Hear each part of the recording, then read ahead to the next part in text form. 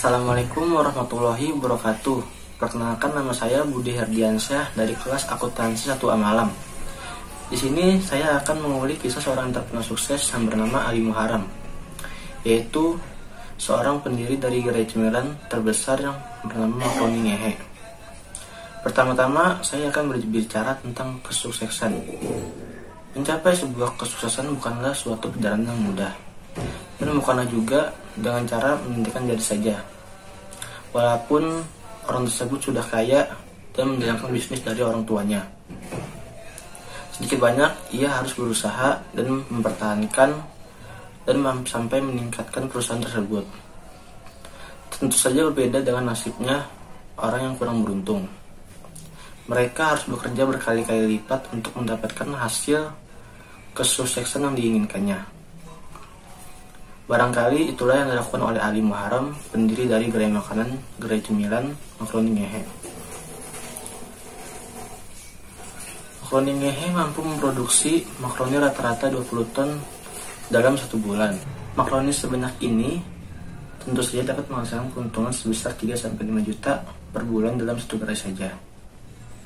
Seandainya di total penghasilan dari seluruh gerainya, Ali mampu menghasilkan omset sebesar 40 miliar dalam 1 bulan di tahun tersebut. Kesuksesan Ali sebagai pengusaha makroni tentu saja tidak mudah.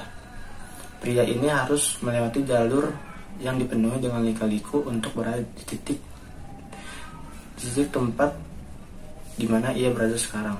Sekarang kita masuk ke dalam kisah seorang Ali Muharram, dari awal karir dia sampai bisa sukses seperti sekarang.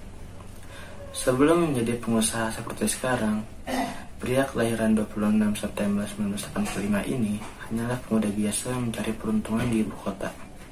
Hal itu dilakukan karena Ali tidak bisa lagi melanjutkan sekolahnya ke jenjang perguruan tinggi dikarenakan kurangnya biaya. Pengalamannya selama hidup di Jakarta tidaklah manis, bahkan bisa dibilang pahit. Hal itu lantaran ia sendirian, tidak memiliki siapapun di kota yang disebut-sebut keras itu. Uang yang dimiliki oleh Ali tidaklah banyak, bahkan sehingga ia harus tidur di emperan toko ataupun masjid tempo malam. Meski begitu, ia tetap berusaha untuk melepaskan diri dari nasib buruk itu. Ali mengadu nasib di berbagai macam pekerjaan yang tergolong tidak memberikan keuntungan banyak. Setelah sempat menjadi sales kota Bogor, ia menggeluti pekerjaan sebagai penjaga kantin khusus di sebuah perusahaan. Ali berjuang di Jakarta dengan bekerja serabutan. Ia pernah mengais rezeki sebagai tukang cuci piring, penjaga toko baju, hingga menulis skenario untuk sinetron. Hal itu Ali lakukan karena dirinya memang sudah memiliki keinginan untuk bergumul dengan nasib di ibu kota. Jakarta juga membawa Ali kepada sebuah pekerjaan yang paling memberatkannya. Ia sempat memiliki bos yang suka menindasnya dan memakinya, alih-alih memperlakukan Ali dengan baik selaku karyawan. Yang menyedihkannya, setelah diperlakukan tidak baik, Ali juga tidak dibayar atas jeripayahnya itu. Pengalaman tidak mengenakan tersebut belum lagi ditambah perutnya yang kerap lapar, namun ia tidak bisa melakukan banyak hal. Alhasil, beberapa kali ia pernah minum air keran ataupun hanya memakan jambu biji untuk mengambil rasa laparnya dan hausnya. Tentu saja Ali ingin mendapatkan kehidupan yang lebih baik. Untuk mencapai hal tersebut, ia berkeinginan untuk memulai wirausaha makroni. Ia memiliki makroni karena merasa tidak asing dengan makanan tersebut. Menu yang dijajakan di gerainya sekarang berasal dari resep milik ibunya yang dihidangkan di rumah. Berawal dari tradisi kecil keluarga yang sering memakan makroni, ide bisnis Makroni Ngehe pun tercipta. Terbesit nama Makroni Ngehe karena itu menggambarkan perjalanan hidupnya yang ngehe banget. Pada tahun 2013, Ali ingin bangkit dari keterpurukannya dan memberanikan diri untuk mendirikan suatu usaha, namun belum juga memulainya. Ali sudah memiliki kendala di modalnya. Akhirnya ia pun memutuskan untuk meminjam modal kepada sahabatnya sebesar 20 juta untuk modal usaha. Saya nggak tahu nanti bayarnya gimana, kata Ali. Dengan tekad yang besar, ketika usianya menginjak 25 tahun, Ali mempunyai target. Nanti saat usianya sudah menginjak kepala 3, Ali harus mampu dalam masalah finansial dan waktu yang fleksibel. Dengan modal 20 juta yang ia pinjam dari sahabatnya itu, ia lalu menyewa kios yang bisa dibayar per bulan di kawasan daerah Kebun-Jung, Jakarta Barat. Saat itulah ia mulai merintis usaha makaroni kecil-kecilannya itu.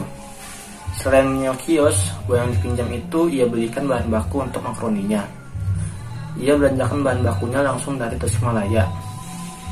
Dan juga uang itu ia gunakan untuk setup kios sewanya itu. Saya manggur makaroni sendiri dari Tasik. Saya goreng sendiri, lap-lap bekas minyak sendiri di kios itu. Saya juga tidur di sana, tempat masak, berjualan, untuk saya tidur. Di situ semua saya lakukan, ungkap Ali. Proses yang Ali lewati sampai sesukses ini tidak semudah membalik telapak tangan. Saat ia awal berjualan, orang-orang hanya berseliweran di depan kiosnya untuk melihat makaroni apa saja yang ia jajakan. Dan belum ada tertarik sama sekali untuk membeli. Mereka cuma nengok-nengok, terus foto. Akhirnya saya melakukan action. Saya tawarkan ke orang-orang yang lewat itu untuk jajal makaroni kering.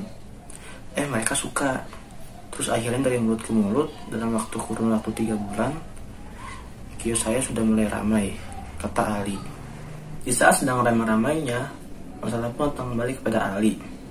Karyawan yang membantu dirinya menjalankan makaroni ngehe sudah tidak lagi menemukan titik kesepahaman dan memutuskan untuk resign.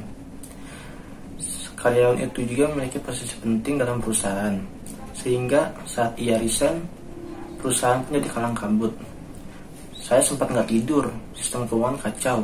Saya dan tim harus mengumpulkan semua data dari awal, ujar Ali. Situasi itu bertahan selama 3 bulan. Setelah menginjak bulan keempat, situasi mulai membaik dan omsetnya pun mulai naik. Saat itulah Ali yakin bahwa bisnis yang ia dirikan berbuah manis dan orang-orang merespon baik dengan makaroni ngehe buatannya. Waktu terus berlalu, kejayaan pun mulai terlihat. Saat menduduki 6 bulan berdirinya makaroni ngehe, Ali pun baru berani untuk membuka cabang kedua.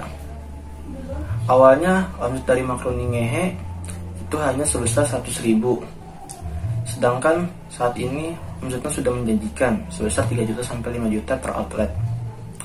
Saat ini Ali berhasil memperkerjakan 350 karyawan dan membuka 35 outlet yang tersebar di kota-kota besar di Pulau Jawa. Ali tak ingin terlena oleh keberhasilannya.